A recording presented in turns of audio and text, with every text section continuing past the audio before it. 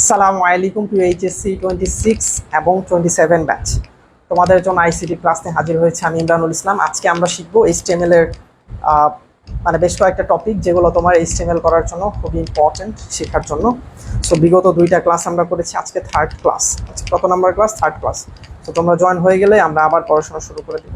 So গতকালকে আমরা এই পর্যন্ত দেখেছিলাম আইপি অ্যাড্রেস পর্যন্ত, এবং এখানে এটাকে বলা নেটওয়ার্ক আইডি এবং এটাকে বলা হয় হোস্ট আইডি। এই পর্যন্ত আমরা শিখেছিলাম। ওকে, আজকে আমরা শিখবো এইচটিএমএল এর। সো আমাকে দেখা যাচ্ছে প্রপারলি, সাউন্ডও ক্লিয়ার, আমার এখানে সাউন্ড ক্লিয়ার শোনাচ্ছে। সো আমি লিংকটা দিয়ে দিচ্ছি তোমাদের গ্রুপে, এবং যে জয়েন করবা একটু কাইন্ডলি কমেন্ট করে জানাবা যে কে কোথা থেকে জয়েন করেছো এবং তোমার আইসিটির কি অবস্থা, তুমি কোন চ্যাপ্টারে খুব বেশি প্রবলেমে আছো অথবা কোন চ্যাপ্টারটা তোমার শেখা উচিত এখন, এটা একটু তোমরা জানিয়ে দাও।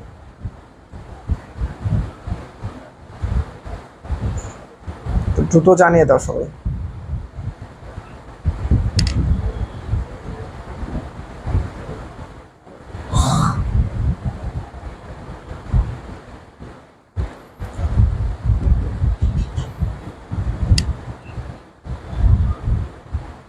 ওকে,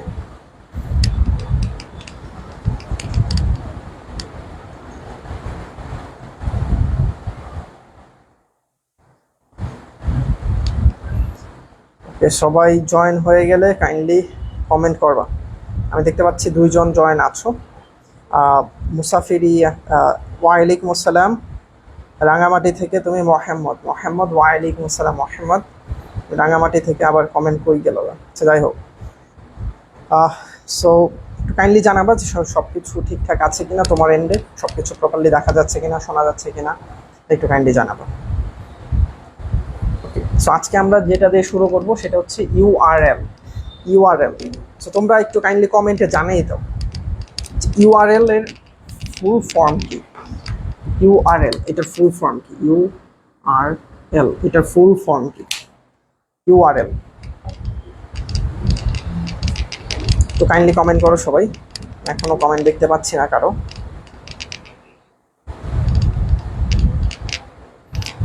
ইউআরএল এর ফুল ফর্ম কি? ইউআরএল এর ফুল ফর্মটা একটু কাইন্ডলি জানিয়ে দাও।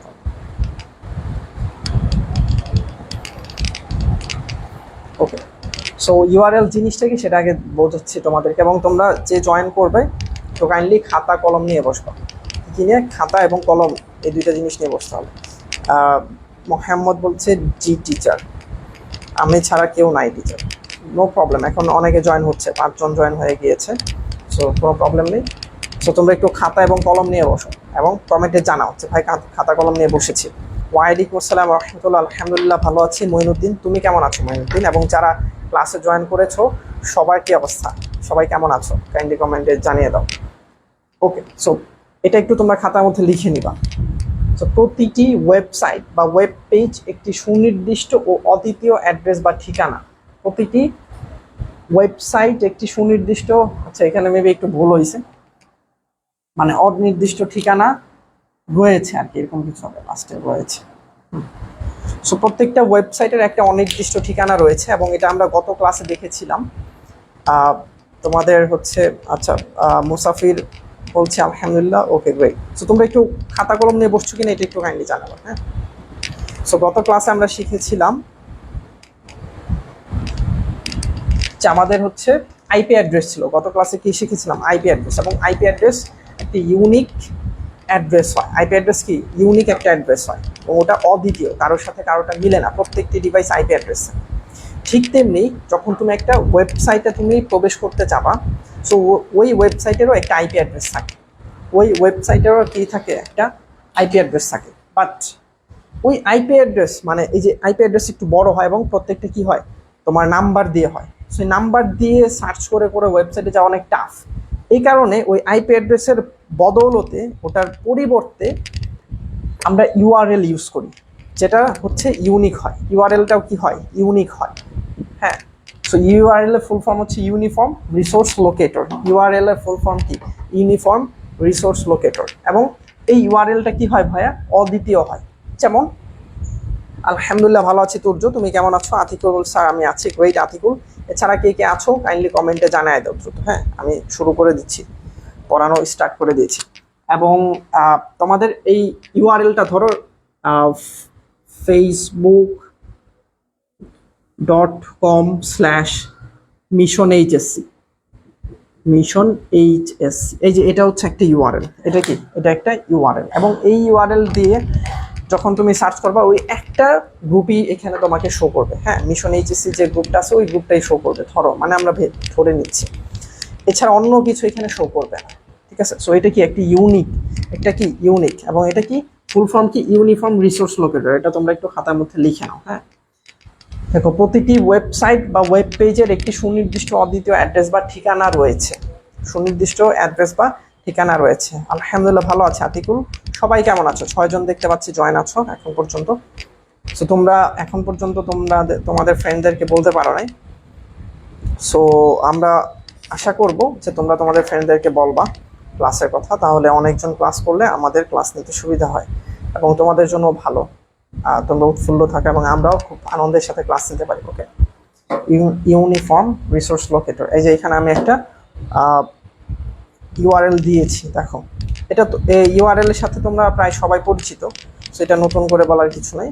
বাট এখানে দেখো এই যে bangladesh.gov.bd/site/view/service sectors, রাইট। এখানে সুন্দর করে ইউআরএল দেওয়া হয়েছে এবং তোমরা ইউআরএল সাথে অনেকেই পরিচিত। এবং এই ইউআরএল এর বিভিন্ন পার্ট রয়েছে, এই ইউআরএল এর বিভিন্ন পার্ট রয়েছে। যেমন এই যে এই অংশটাকে বলা হয় প্রোটোকল, এই যে HTTPS, এটাকে বলা হয় প্রোটোকল, রাইট। এরকম বিভিন্ন অংশ রয়েছে, আমরা পরের স্লাইডে এই অংশগুলো আমরা দেখে নিই।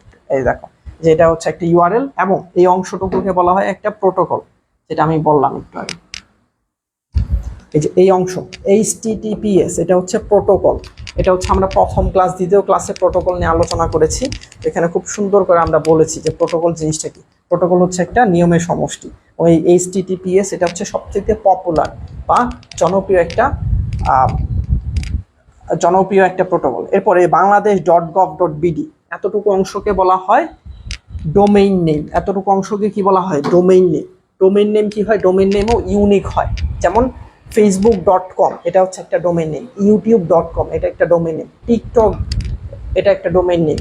এরপর যত ধরনের ওয়েবসাইট আছে, বাংলাদেশ.gov.bd, এটা একটা ডোমেইন নেম। বুঝতে পারছো? তো এরকম প্রত্যেকটা ওয়েবসাইটের যে মেইন অংশ, মেইন নামটা, ওটা হচ্ছে কি ডোমেইন নেম। এবং এই ডোমেইনের আন্ডারে অনেকগুলো পেজ থাকে, ওই পেজের সমষ্টি হচ্ছে ওয়েবসাইট, এটা আমরা শিখেছিলাম। এরপরে বাকি এখানে যা আছে এটা হচ্ছে পাথ। পাথ মানে হচ্ছে পথ। পাথ মানে কি? পাথ মানে হচ্ছে পথ, মানে এটা পথ নির্দেশ করতেছে যে এই যে সাইট ভিউ সার্ভিস সেক্টর, এটার ভেতরে গেলে এটা পাবো। এই সাইটের ভেতরে ভিউ রয়েছে, ভিউর মধ্যে সার্ভিস সেক্টর রয়েছে, মানে এটা একটা পথ নির্দেশ করতেছে। ঠিক আছে, এটা কি একটা পথ নির্দেশ করতেছে।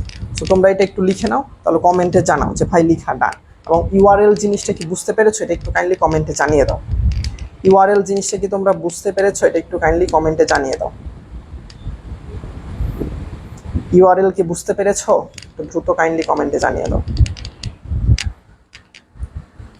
মানে ওয়েবসাইটের একটা অ্যাড্রেস থাকে, ওই অ্যাড্রেসটাই মূলত ইউআরএল। প্রত্যেকটা ওয়েবসাইটের অ্যাড্রেস থাকে, ওই অ্যাড্রেসগুলো হচ্ছে তোমার ইউআরএল। ঠিক আছে, এবং ইউআরএল এর বিভিন্ন অংশ রয়েছে, যেমন এটা প্রোটোকল বলা হয়, এই অংশটাকে বলা হয় ডোমেইন নেম, এই অংশটাকে বলা হয় পাথ, আরও বিভিন্ন অংশ থাকতে পারে। আমরা জাস্ট এই বেসিকটা শিখে নিলাম। ওকে, জি স্যার বলেছেন, গ্রেট। বুঝতে না পারলে বলবা আমাকে ইনশাআল্লাহ। ঠিক আছে, এরপর প্রোটোকল কিন্তু আমরা জেনেছিলাম যে কয়েকটা নিয়মের সমষ্টি হচ্ছে প্রোটোকল। তো এখানে দেখো কয়েকটা প্রোটোকলের নাম তোমাদেরকে দিয়ে দিচ্ছে, এগুলো তোমরা মাস্ট লিখবা। এগুলো তোমাদের এমসিকিউতে আসতে পারে। কোথায় পাবে? এমসিকিউতে। যে এমসিকিউতে আসতে পারে আইপি এর ফুল মিনিং কি, টিসিপি এর ফুল মিনিং কি, এফটিপি এর ফুল মিনিং কি। দেখো এইচটিটিপি এটা ফুল মিনিং কিন্তু আমরা গত ক্লাসগুলোতে জানছি, হাইপার টেক্সট ট্রান্সফার প্রোটোকল।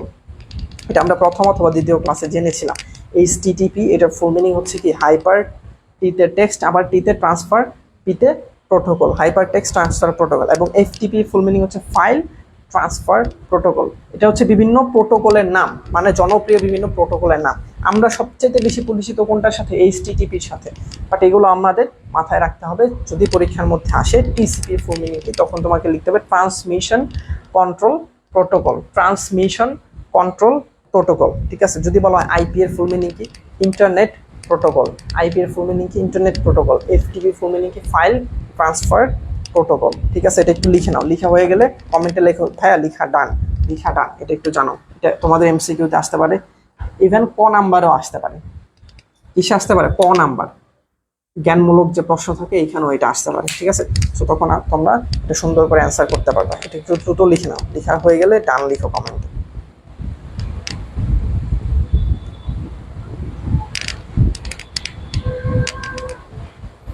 তো দ্রুত দ্রুত ভাইয়ারা।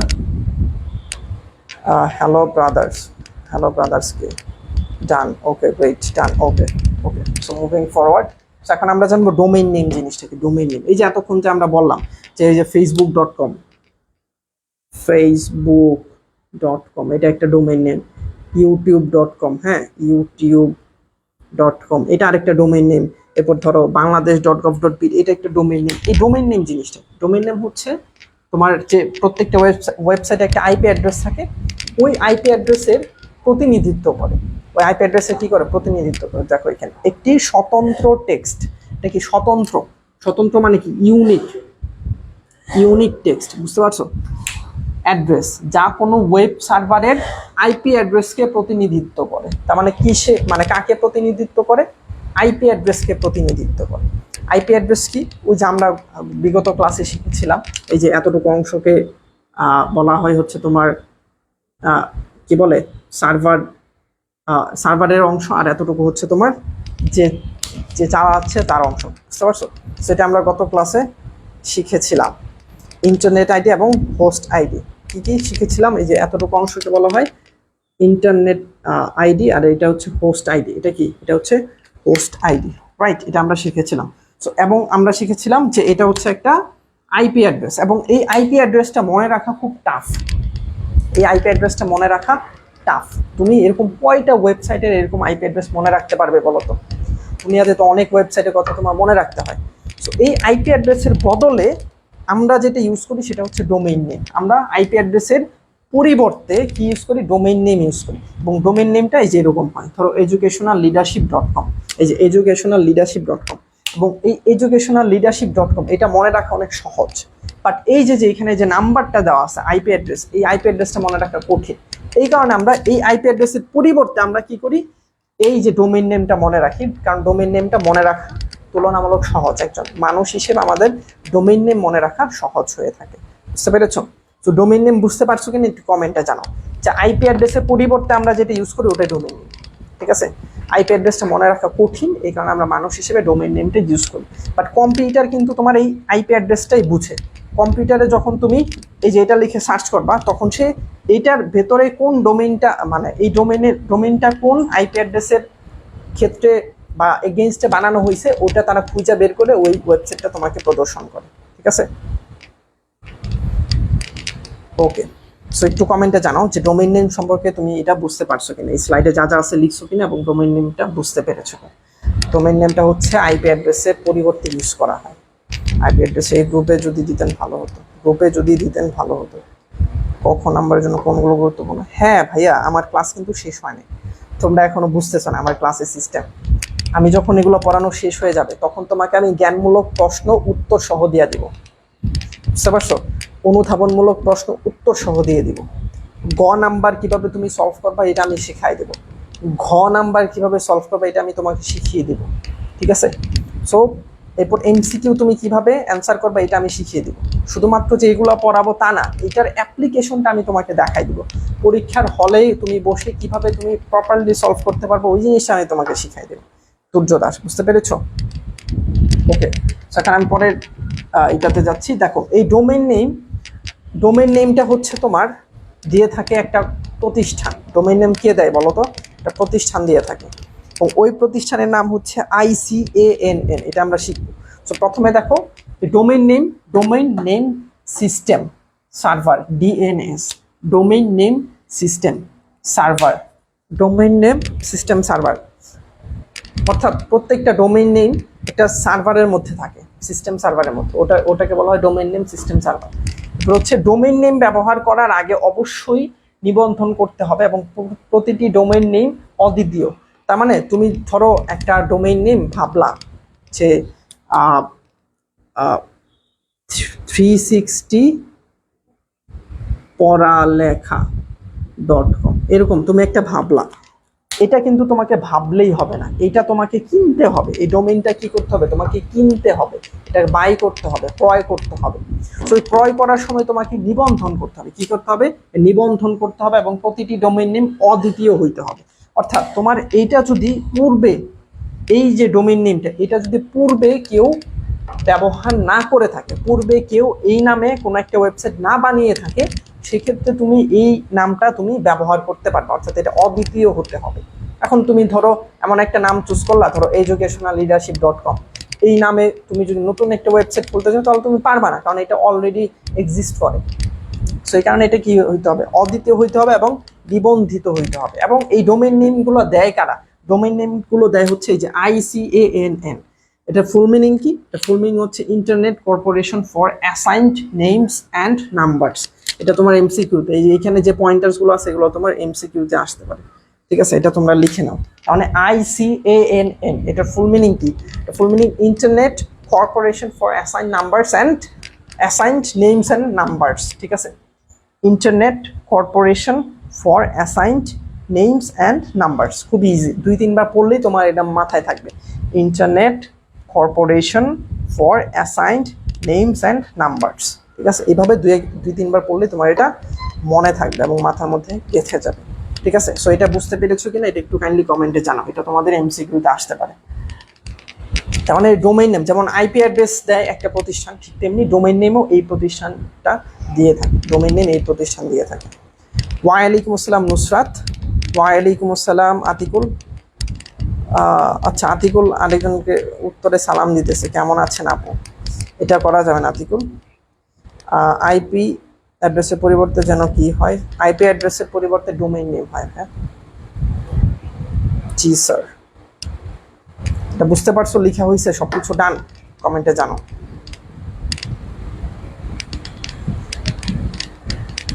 কমেন্টে জানাও, জি ওকে, আই থিঙ্ক তোমাদের লেখাটা। এরপরে দেখো, এরপর আমরা ডোমেইনের বিভিন্ন লেভেল রয়েছে। যেমন এই যে এটা হচ্ছে একটা ডোমেইন নেম, ধরো মানে একটা জাস্ট my.example.com, মানে এখানে আমি একটা ডোমেইন নেমের কথা বললাম। এখানে কিছু লেভেল আছে। এই .com এটা হচ্ছে টপ লেভেল ডোমেইন। এই যে .com, এখানে যে .com এটা হচ্ছে টপ লেভেল ডোমেইন। এটা হচ্ছে কি টপ লেভেল ডোমেইন, এটা হচ্ছে টপ লেভেল ডোমেইন।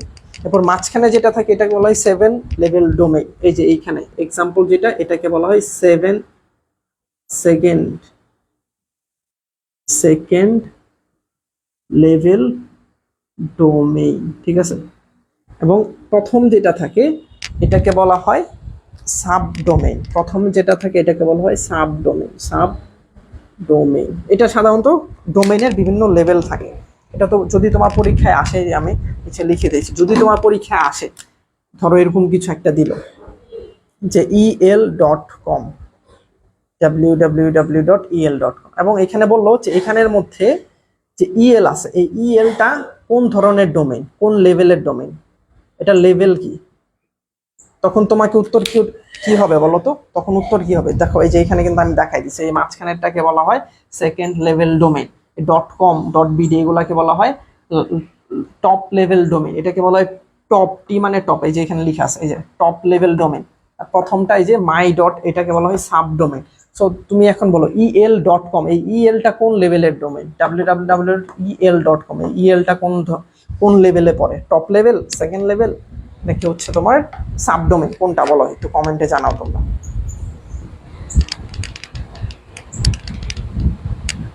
একটু কাইন্ডলি এটা জানাও তোমরা।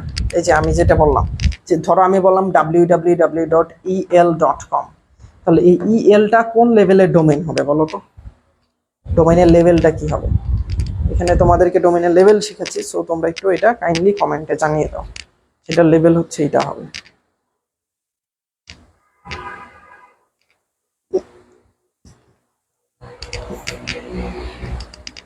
দেখি কে আগে উত্তর করতে পারে। এই ভাইয়ারা, তোমরা এই কমেন্টে একজন আরেকজনের পরিচয় কেন নিচ্ছ? তোমরা ক্লাস করবা, ক্লাস করে চলে যাবা, তোমরা এই ধরনের কথাবার্তা বলবা না। ক্লাসে যা পড়াচ্ছি এটা বুঝতে পেরেছো কিনা এটা তোমরা বলবা। আমি প্রশ্ন করতেছি, তোমাদের কোনো উত্তর পাচ্ছি না। এটা তো আসলে ভালো কিছু না ভাইয়ারা। তোমরা ক্লাস করবা, ক্লাসে আমি প্রশ্ন করলাম উত্তর দিচ্ছ না, তাহলে কি ক্লাস নিব আমি? বলো স্যার। 2 লেভেল, 2 লেভেল কি ভাই? এখানে তো 2 লেভেলের কোনো ডোমেন ছিল না।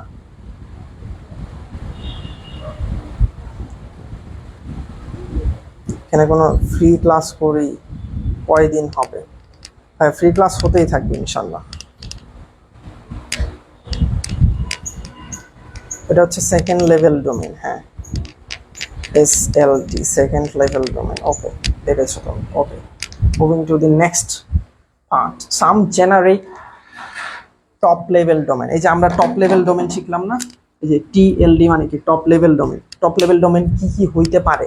যেমন .com, এই .com ডোমেন দ্বারা বোঝায় বাণিজ্যিক প্রতিষ্ঠান। তার মানে .com দিয়ে যে ওয়েবসাইটগুলো সাধারণত দেখবে ওগুলো বাণিজ্যিক প্রতিষ্ঠান হয়ে থাকে। .mil এটা দিয়ে বোঝায় মার্কিন সেনাবাহিনীর জন্য সংরক্ষিত। মার্কিন বলা যায় না, ধরো সেনাবাহিনীর জন্য সংরক্ষিত। যেমন বাংলাদেশ .mil.gov.bd।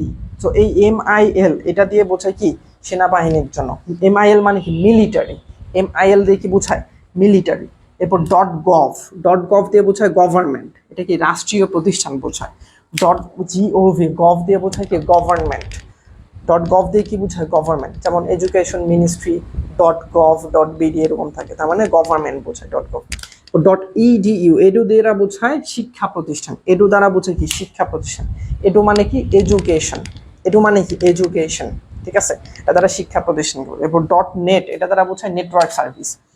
.net দ্বারা বোঝায় কি? নেটওয়ার্ক সার্ভিস বোঝায়। .org দ্বারা বোঝায় অর্গানাইজেশন, অর্গানাইজেশন, ঠিক আছে? .org দ্বারা বোঝায় অর্গানাইজেশন বা অলাভজনক প্রতিষ্ঠান। .int দ্বারা বোঝায় ইন্টারন্যাশনাল বা আন্তর্জাতিক সংস্থা। .int দ্বারা কি বোঝায়? ইন্টারন্যাশনাল বা আন্তর্জাতিক সংস্থা। এটা তোমরা একটু খাতার মধ্যে লিখে নাও। তুর্যদয় বলতেছে আমি একটা কথা বলতে চাই। জি ভাইয়া বলো। এটা তোমরা দ্রুত লিখে নাও। .com দ্বারা একটা বাণিজ্যিক প্রতিষ্ঠানকে বোঝায়। .mil দ্বারা মিলিটারি প্রতিষ্ঠানকে বোঝায়। .gov দ্বারা গভর্নমেন্ট প্রতিষ্ঠানকে বোঝায়। .edu দ্বারা এডুকেশন প্রতিষ্ঠানকে বোঝায়। .net দ্বারা নেটওয়ার্ক প্রতিষ্ঠানকে বোঝায়। .org দ্বারা অর্গানাইজেশন বা অলাভজনক প্রতিষ্ঠানকে বোঝায়। .aint দ্বারা ইন্টারন্যাশনাল বোঝায় বা আন্তর্জাতিক বোঝায়, ঠিক আছে? এটা একটু লিখে নাও। এটা কি? TLD বা টপ লেভেল ডোমেইনের কথা আমি এখানে দেখাচ্ছি। টপ লেভেল ডোমেইনগুলো কি কি হইতে পারে, ঠিক আছে? বা প্রত্যেকটা ডোমেইনের শেষে বা ওয়েবসাইটের শেষে যে জিনিসটা থাকে .com .bd .habijabi এগুলো আর কি, ঠিক আছে? ডান। আতিকুল বলছে ডান।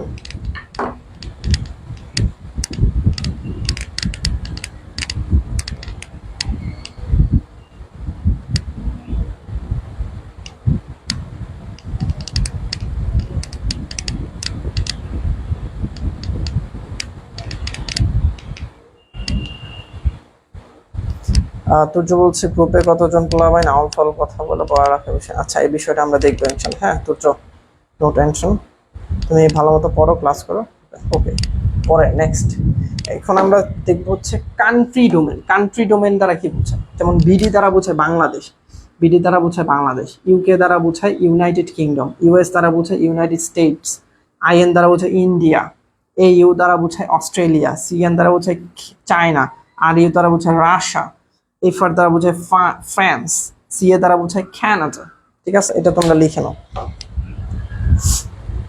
CA দ্বারা বোঝায় কানাডা, FR দ্বারা ফ্রান্স, RU দ্বারা রাশিয়া, CN দ্বারা চায়না, ওকে, AU দ্বারা অস্ট্রেলিয়া, IN দ্বারা ইন্ডিয়া, US দ্বারা ইউনাইটেড স্টেটস, UK দ্বারা ইউনাইটেড কিংডম, BD দ্বারা বাংলাদেশ। ওকে, তাদের কিছু বলবেন না স্যার? হ্যাঁ, ওইটা আমরা দেখবো ইনশাল্লাহ। তাদের সাথে আমরা সরাসরি মানে পার্সোনালি কথা বলে যোগাযোগ করে দেখি কি বলে তারা। হ্যাঁ, ও আমরা খুব দ্রুত ইনশাল্লাহ তোমাদের ফ্রি ক্লাসে আরো যাতে 200, 500, 1000 স্টুডেন্ট ক্লাস করে ওইটার ব্যবস্থা করতেছি, এবং আশা করি সবার কাছে ভালো লাগবে ইনশাল্লাহ আমাদের ফ্রি ক্লাসগুলো। ওকে ওকে, আশা করি এটা তোমাদের ডান। এটা একটু লিখে নাও, লেখা হয়ে গেলে ডান লিখো, লিখে নাও, লেখা হয়ে গেলে ডান লিখো। লিখে নাও, লেখা হয়ে গেলে ডান লিখো। ডান, আতিকুল বলছে ডান। ওকে, এখন আমরা শিখবো ওয়েব ব্রাউজার। এইটার সম্পর্কে তোমরা সবাই জানো। কিভাবে জানো? এই যে ধরো তোমরা ক্রোম ব্রাউজার আছে না, ক্রোম ব্রাউজারে গিয়ে তুমি একটা ওয়েবসাইট সার্চ করতেছো। তোমরা অনেকে মোজিলা ফায়ারফক্স ইউজ করে, অনেকে হচ্ছে তোমার ধরো সাফারি ইউজ করে, যাদের ম্যাক ইউজ করে তারা সাফারি ইউজ করে, আইফোন ইউজ করে যারা সাফারি ইউজ করে, হ্যাঁ। এরপর অনেকে মাইক্রোসফট এজ, যারা উইন্ডোজ ইউজ করে মাইক্রোসফট এজ ইউজ করে। এগুলো হচ্ছে একটা ওয়েব ব্রাউজার। ওয়েব ব্রাউজারের কাজ কি? এই যে ওয়েব ব্রাউজিং, এটা হচ্ছে পৃথিবীর বিভিন্ন দেশের সার্ভারে রাখা পরস্পর সংযুক্ত ওয়েব পেজ প্রদর্শন করা। অর্থাৎ ওয়েব ব্রাউজারের কাজ হচ্ছে ওয়েব পেজ প্রদর্শন করা। জাস্ট এইটা তোমরা মাথায় রাখবে। ওয়েব ব্রাউজারের কাজ কি? জাস্ট ওয়েব পেজ প্রদর্শন করা। ওয়েব ব্রাউজারের কাজ কি? ওয়েব পেজ প্রদর্শন করা। ওয়েব ব্রাউজারের কাজ কি? ওয়েব পেজ প্রদর্শন করা। ওকে, তোমরা একজন হয়ে গেলাম। আচ্ছা, তা আমরা শিখতে থাকি। ওয়েব ব্রাউজারের কাছে ওয়েব পেজ প্রদর্শন করে, যেমন কিছু browser Google Chrome, Mozilla Firefox, Apple safari.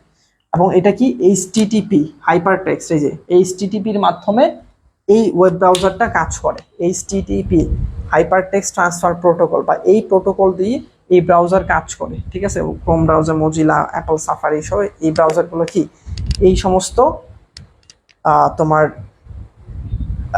Protocol, HTTP protocol দিয়ে এটা কাজ করে। এটা তোমরা একটু লিখে নাও কাইন্ডলি। হ্যাঁ, লেখা হয়ে গেলে ডান লিখো। লেখা হয়ে গেলে ডান লিখো। ওয়েব ব্রাউজার, এটা সম্পর্কে তোমরা সবাই জানো, তাও আমি আবার বলে দিলাম। এটা তোমার পরীক্ষার মধ্যে ক নাম্বারে আসতে, পরীক্ষাতে ক নাম্বারে আসতে পারে যে ওয়েব ব্রাউজার কাকে বলে, ওয়েব ব্রাউজিং কাকে বলে। তখন তুমি এই যে ওয়েব ব্রাউজিং কাকে বলে বলে এটা তুমি লিখে দিবা। ঠিক আছে?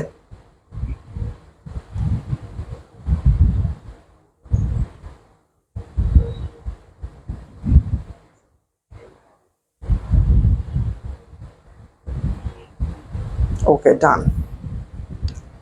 ওয়েট, দেখো এখন আমরা শিখবো হচ্ছে ব্রাউজার কিভাবে কাজ করে।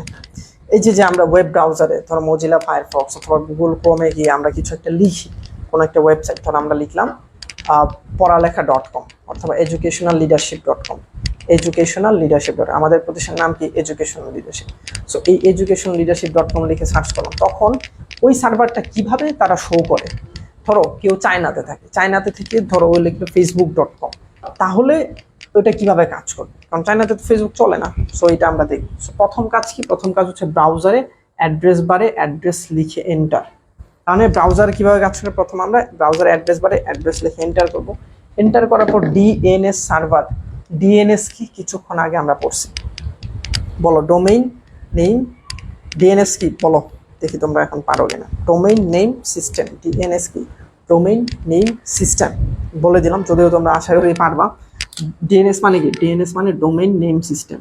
ডোমেইন নেম সিস্টেম মানে যেখানে ডোমেইন নেমগুলো থাকে। মানে ধরো এই যে educationalleadership.com, এটা একটা ডোমেইন। এই ডোমেইনটা কোথাও তো থাকবে, ওই থাকে হচ্ছে ডিএনএস। এই DNS server send domain name or URL. তার মানে তুমি যখন একটা লিখলা educationalleadership.com, এটা হচ্ছে সেন্ড হয়। তুমি ফার্স্টে ব্রাউজারে অ্যাড্রেস বারে অ্যাড্রেস লিখে এন্টার করলা, ওইটা ডোমেইন নেমে এটা চলে যায়। যাওয়ার পরে কি করে? এই DNS server sends back IP of website server. তার মানে এই ডিএনএস সার্ভার থেকে ও কি করে? এটার যে আইপি রয়েছে, আইপি অ্যাড্রেস কিন্তু আমরা বলেছিলাম ইন্টারনেট প্রোটোকল, রাইট? ওই অ্যাড্রেসটা হচ্ছে ওয়েবসাইট সার্ভারে ওরা পাঠায় দেয়। ওটা কি করে? ওয়েবসাইট সার্ভারে পাঠিয়ে দেয়। এরপরে কি করে? এরপরে browser request specific IP server for data. এরপর ব্রাউজার ওই রিকোয়েস্টটা হচ্ছে তারা ব্রাউজার হচ্ছে ওই আইপি অ্যাড্রেস, স্পেসিফিক যে আইপি অ্যাড্রেস রয়েছে ওইটার অ্যাক্সেস রিকোয়েস্ট করে। তার মানে আমি যদি আবার বলি, তুমি প্রথমে ব্রাউজারে অ্যাড্রেস বারে অ্যাড্রেস লিখে এন্টার করবা। এটা করার পর ওই ব্রাউজারটা ডিএনএস সার্ভারে চলে যাবে। ওই ব্রাউজারটার কাজ তখন ডিএনএস সার্ভারে খোঁজাখুঁজি করা। ডিএনএস সার্ভারে খোঁজাখুঁজি করার পর তোমার এই ডিএনএস সার্ভারটা যে ডোমেইন নেম লিখে তুমি সার্চ করছিলা, ওই ডোমেইন নেমের আইপি অ্যাড্রেসটা হচ্ছে কি করে? সেন্ড করে। ওই ডোমেইন নেমের আইপি অ্যাড্রেসটা সেন্ড করে। আইপি অ্যাড্রেসটা সেন্ড করার পর ব্রাউজার রিকোয়েস্ট করে specific IP server for data. তখন কি করে? ব্রাউজার এই যে ডেটার জন্য রিকোয়েস্ট করে, মানে ওই আইপি অ্যাড্রেসের মধ্যে যেই ডেটাগুলো আছে মানে যে ওয়েব পেজগুলো আছে সেগুলো শো করার জন্য তারা রিকোয়েস্ট করে। এরপরে যদি এই রিকোয়েস্টটা তারা অ্যাকসেপ্ট করে তখন কি হয় দেখো, if request is authorised send data back to browser. যদি রিকোয়েস্টটা তারা অ্যাকসেপ্ট করে বা অথরাইজড করে বা মানে এটা মানে অ্যাকসেপ্ট করে তখন এটা ব্রাউজারে শো করে। যদি এটা অ্যাকসেপ্ট করে তাহলে ব্রাউজারে শো করে, এবং ব্রাউজারে শো করলে কি হবে, ব্রাউজারে শো করলে তুমি ওই ওয়েব পেজটা দেখতে পারবা। ঠিক আছে, ব্রাউজারে কি বলে রিকোয়েস্ট অ্যাকসেপ্ট করলে কি হয়, send data back to browser, ব্রাউজারকে ওই ডেটাটা দেখায় মানে দিয়ে দেয়। দেন হচ্ছে browser collects and organize them and display your decide web page. যখন এটা ব্রাউজারকে সেন্ড করা হয় তখন ব্রাউজার এটা তোমার ওই ওয়েব পেজটাকে শো করে। আমি আবার বলতেছি, প্রথমে একটা ওয়েব ব্রাউজারে তুমি ব্রাউজারে হচ্ছে ওয়েব অ্যাড্রেস বারে অ্যাড্রেস লিখে এন্টার করবা। এন্টার করার পর তোমার এই যেইটা লিখে এন্টার করছো, ধরো educationalleadership.com, এটা লিখে এন্টারে চাপ দিছো। চাপ দেওয়ার পর এই educationalleadership.com এটা হচ্ছে ডিএনএস সার্ভারে যায় ও খোঁজাখুঁজি করবে। খোঁজাখুঁজি করার পর ধরো পাইছে, educationalleadership.com পাইছে। পাওয়ার পর ওইটার educationalleadership.com এর আইপি অ্যাড্রেস কোনটা, ওই আইপি অ্যাড্রেসটা তখন সে সেন্ড করে কোথায়, এই যে ওয়েবসাইট সার্ভারে। ওয়েবসাইট সার্ভারে এই আইপি অ্যাড্রেসটা সে সেন্ড করে। ওয়েবসাইট সার্ভারে কি ওই যে এডুকেশনাল লিডারশিপের যে আইপি অ্যাড্রেসটা আছে ওই আইপি অ্যাড্রেসটা ওয়েবসাইট সার্ভারে সেন্ড করে। সেন্ড করার পর ওই আইপি অ্যাড্রেসটা হচ্ছে সেন্ড করার পর ব্রাউজার হচ্ছে ওই আইপি অ্যাড্রেসটা দিয়ে ডেটা অ্যাক্সেস করার জন্য রিকোয়েস্ট করে। ব্রাউজার কি করে, ওই আইপি অ্যাড্রেসের ভেতরে যে ওয়েব পেজগুলো আছে ওটা অ্যাক্সেস করার জন্য রিকোয়েস্ট করে। অ্যাক্সেস করার জন্য রিকোয়েস্ট করার পর যদি ওটা অ্যাকসেপ্ট করে, যদি অ্যাকসেপ্ট করে তখন এটা ব্রাউজারে শো করবে। যদি এটা অ্যাকসেপ্ট করে তখন এটা ব্রাউজারে শো করবে, আর যদি অ্যাকসেপ্ট না করে তখন ব্রাউজারে শো করবে না। যেমন facebook.com, এটা facebook.com যারা চায়নাতে থাকে তারা ধরো কেউ লিখে সার্চ করলো facebook.com, এটা সার্চ করার পর সে ডিএনএস সার্ভারে সার্চ করবে যে facebook.com নামে কোনো ওয়েবসাইট আছে কিনা। সে পাইলো facebook.com নামে একটা ওয়েবসাইট পাইলো। পাওয়ার পর এই facebook.com এর আইপি অ্যাড্রেস কি, এই আইপি অ্যাড্রেসটা তখন তারা সেন্ড করলো এখানে। আইপি অ্যাড্রেসটা সেন্ড করার পর এই আইপি অ্যাড্রেসে যেই পেজগুলো আছে এই পেজগুলো শো করা যায় কিনা ওটার জন্য রিকোয়েস্ট করছে। রিকোয়েস্ট করার পর ওরা বললো যে না, চায়না থেকে এই facebook.com এই আইপি অ্যাড্রেসের ভেতরে যে ওয়েব পেজগুলো আছে এগুলো আমরা প্রদর্শন করতে পারবো না, ব্রাউজার আমি প্রদর্শন করতে পারবো না। তখন সে আর প্রদর্শন করে না, তখন কি প্রদর্শন করে না। আর ধরো আমি বাংলাদেশ থেকে facebook.com অ্যাক্সেস করতে চাই, সো আমি অ্যাড্রেস বারে লিখলাম facebook.com, লেখার পর এটা ডিএনএস সার্ভারে যায় সার্চ করবে যে facebook.com নামে কোনো ডোমেইন আছে কিনা। সার্চ করার পর ও দেখলো যে হ্যাঁ ডোমেইন আছে, সো এই ডোমেইনের আইপি অ্যাড্রেস কোনটা, ওই আইপি অ্যাড্রেসটা ও পাঠাইলো ওয়েব সার্ভারে। ওয়েব সার্ভারে পাঠানোর পর ওই আইপি অ্যাড্রেসের ভেতরে যা যা আছে বা যে ওয়েব পেজগুলো আছে এগুলা দেখার জন্য, অ্যাক্সেস করার জন্য ওই ব্রাউজারটা হচ্ছে ওই সার্ভারের মধ্যে রিকোয়েস্ট পাঠায়। যে ব্রাউজার তুমি চালাচ্ছ, ধরো ক্রোম ব্রাউজার চালাচ্ছ, ওই ক্রোম ব্রাউজার কি করে, ওই আইপি অ্যাড্রেস যে সার্ভারে আছে ওই সার্ভারে ওই ব্রাউজারে রিকোয়েস্ট করে যে ভাই আমার ব্রাউজারে তুমি শো করে দিও।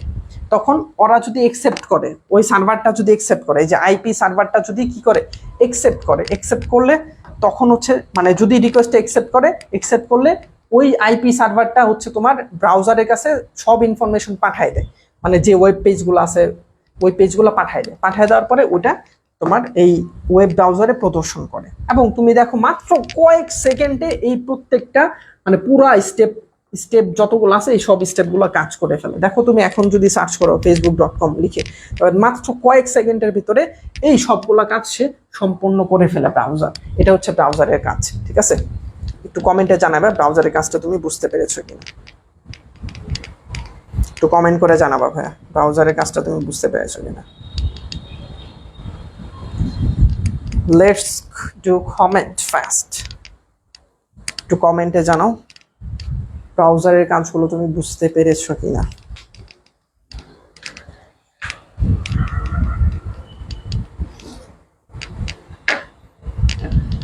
একদম সিম্পল, প্রথমে ব্রাউজারে তুমি অ্যাড্রেস লিখবা, লেখার পর ওই অ্যাড্রেসটা ডোমেইন সার্ভারে ডিএনএস সার্ভারে গিয়ে খোঁজাখুঁজি করবে। পাওয়ার পর সে ওইটার আইপি অ্যাড্রেসটা পাঠাই দিবে ওয়েব সার্ভারে। ওই আইপি অ্যাড্রেসটা ওই ওয়েব সার্ভারের যে আইপি অ্যাড্রেসটা ওয়েব সার্ভারে পাঠানোর পর ব্রাউজার ওই ওয়েব সার্ভারকে রিকোয়েস্ট করবে যে ভাই, ওই ব্রাউজারটা ওয়েব সার্ভারকে রিকোয়েস্ট করবে যে ভাই তোমার ভেতরে যত ইনফরমেশন আছে ওইটা আমি দেখাইতে চাই, দেখাইতে পারবো কেন।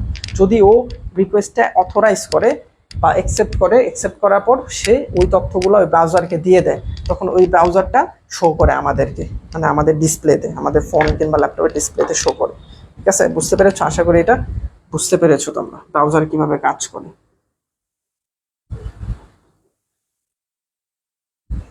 আশা করি তোমরা এটা বুঝতে পেরেছো ব্রাউজার কিভাবে কাজ করে। এরপর আমরা শিখবো ওয়েব স্ট্রাকচার। ওকে, এখন আমরা শিখবো ওয়েব স্ট্রাকচার। ওয়েব স্ট্রাকচার মূলত চার ধরনের আছে। এখানে একটু নাম্বারিং এ ভুল হয়েছে, এটা হবে 3, এটা হবে 4। দেখো, কোনো ওয়েবসাইটের সঠিক লেআউটের মাধ্যমে স্ট্রাকচারিং করা প্রয়োজন, যাতে সাধারণ ইউজার এবং সার্চ ইঞ্জিন উভয় সঠিক তথ্য সহজে খুঁজে বের করতে পারে। প্রথম 4 ভাবে সাজানো ব্যবস্থা করা যায়। অর্থাৎ তুমি যে একটা ওয়েবসাইট বানাবা, ধরো এই যে আমি একটা বিল্ডিং বানাইছি, ধরো ওই বিল্ডিংটা তো একটা স্ট্রাকচার আছে, একটা গঠন আছে, রাইট? যে কোথায় কত রুম হবে, কোন ফ্ল্যাটে কত রুম হবে, একটা স্ট্রাকচার করে তারপর বানানো হয়েছে।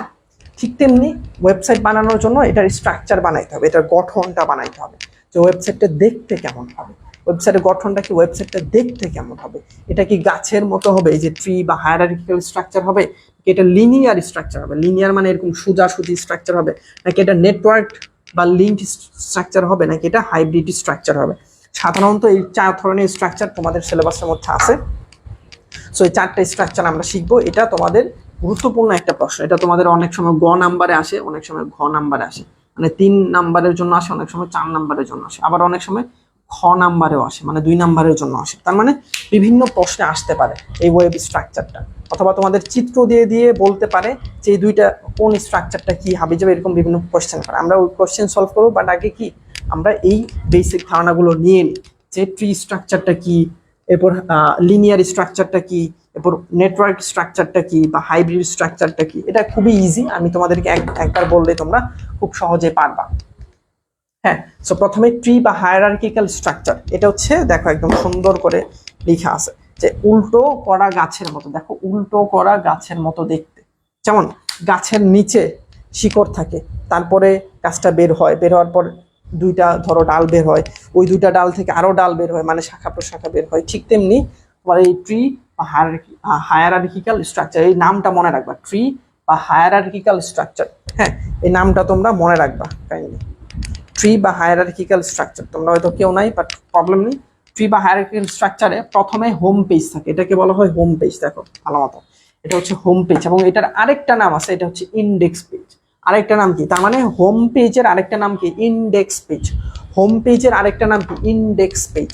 হোম পেজের আরেকটা নাম কি, ইন্ডেক্স পেজ। ঠিক আছে, সো আমি আবার বলছি, হোম পেজের আরেকটা নাম কি, ইন্ডেক্স পেজ। এটা তোমরা মনে রাখবা। এই হোম পেজের ভেতরে বিভিন্ন মেইন সেকশনস থাকে, হোম পেজের ভেতরে মেইন সেকশনস থাকে, এটার আরেকটা নাম সাইট ইন্ডেক্স। মানে মেইন সেকশনের আরেকটা নাম কি, সাইট ইন্ডেক্স। ধরো হোম পেজে তো সব দেখাবে, ধরো educationalleadership.com, el.com, এটা হচ্ছে এই যাওয়ার পরে প্রথমে এই হোম পেজটা শো করবে, এবং এই হোম পেজের আন্ডারে কিছু মেইন পেজ থাকবে, যেমন ধরো এসএসসি, ধরো এই পেজটা এসএসসির জন্য, এটা এইচএসসির জন্য, এটা অ্যাডমিশনের জন্য, এটা হচ্ছে ধরো পিডিএফ এর জন্য, এটা হচ্ছে কোর্সের জন্য, রাইট? এরকম বিভিন্ন মেইন পেজ থাকবে। কেউ যদি এসএসসি তে পড়ে, সে এইখানে এসএসসি তে ক্লিক করার পর সে এসএসসির যত পেজ আছে, ধরো এসএসসি এর মধ্যে ধরো আছে সায়েন্স, কমার্স, আর্টস, কমন, এরকম আছে। আবার ধরো এইচএসসির মধ্যে ধরো আছে সায়েন্স, কমার্স, আর্টস, কমন। আবার ধরো অ্যাডমিশনের ভেতরে আছে সায়েন্স, কমার্স, আর্টস, গুচ্ছ, এরকম কিছু একটা। পিডিএফ এর মধ্যে আছে ধরো যে এসএসসির জন্য পিডিএফ, এইচএসসির জন্য পিডিএফ, এরকম কিছু। এরপর কোর্সের মধ্যে আছে ধরো এসএসসির কোর্স, এইচএসসির কোর্স, এরপর অ্যাডমিশন কোর্স, এরকম। বুঝতে পারছো? তো এরকম করে সাজানো থাকে। এবং এই যে মেইন সেকশন, এই মেইন সেকশনের ভেতরের পেজগুলোকে বলা হয় সাবসেকশন। এই মেইন সেকশন ধরো এসএসসির ভেতরে যে পেজগুলো আছে, এই পেজগুলোকে বলা হয় সাবসেকশন।